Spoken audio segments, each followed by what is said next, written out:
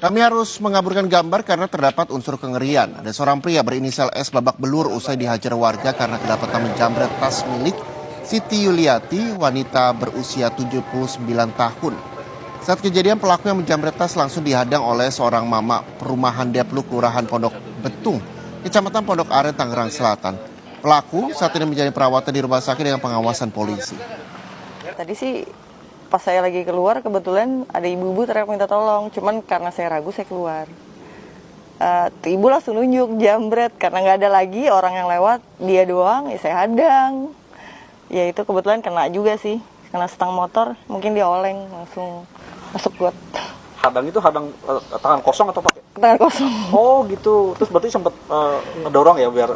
Iya, karena saya juga maksudnya udah ngeberhentiin, cuman dianya nggak mau berhenti gitu. Okay. Sering mas. Oh, Cuman nggak terlalu ini sih, cuman beberapa kali pernah kejadian di sini.